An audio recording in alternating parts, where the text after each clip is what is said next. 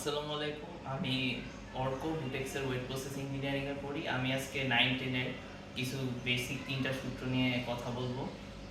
sin square theta plus cos square theta equal to 1, sec square theta minus tan square theta equal to 1 আর cosec square theta minus cot square theta equal to 1। এখন অনেকেই জানে না যে সবগুলো সূত্র আসলে একটা সূত্র থেকে আসে, ওটা হইতেছে sin square theta plus cos square theta equal to 1। তো আমরা আজকে সবগুলা থেকে মানে sin square theta plus cos square theta equal to 1 থেকে সবগুলা সূত্রে কনভার্ট করা শিখব। তো প্রথমে লিখি sin square theta plus cos square theta equal to 1। এখন এখানে cos স্কয়ার থিটাকে আমরা ডান সাইডে পাঠিয়ে দেব, বা sin square theta equal to 1 minus cos square theta. এখন উভয় পক্ষকে আমরা cos স্কয়ার থিটা দিয়ে ভাগ দিয়ে দিব। sin square theta divided by cos square theta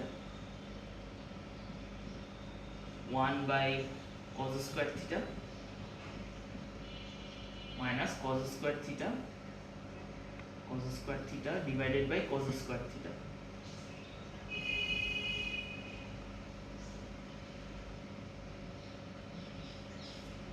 divided by cos square theta.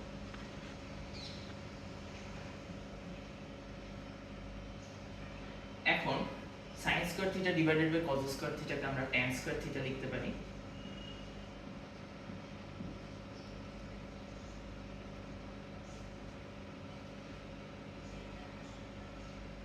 tan square theta লিখতে পারি। 1 বাই cos স্কয়ার থিটাকে আমরা sec স্কয়ার থিটা লিখতে পারি। আর cos square theta divided by cos square থিটাকে আমরা -1 লিখতে পারি।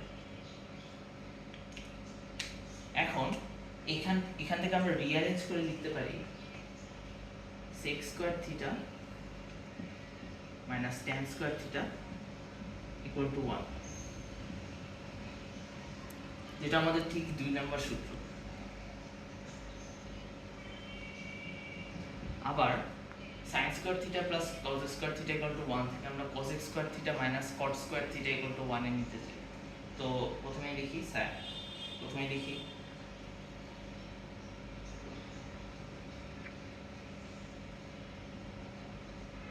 sin square theta plus cos square theta equal to 1।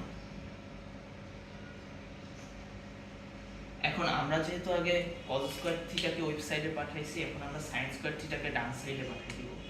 cos square theta 1 minus sin square theta.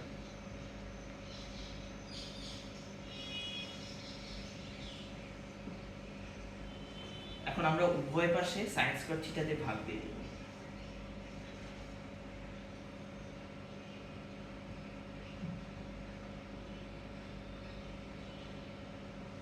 1 by sin square theta minus sin square theta divided by sin square theta divided by sin square theta।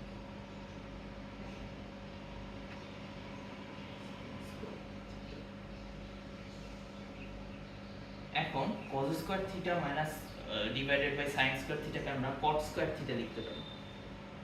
cot square theta equal to 1 by sin square theta কে আমরা cosec square theta লিখতে পারি। আর sin square theta divided by sin square theta কে আমরা 1 লিখতে পারি। তো এখান থেকে আমরা যদি একটু রিঅ্যারেঞ্জ করি তাহলে পাবো হইতেছে cot square theta cosec square theta minus cot square theta equal to 1।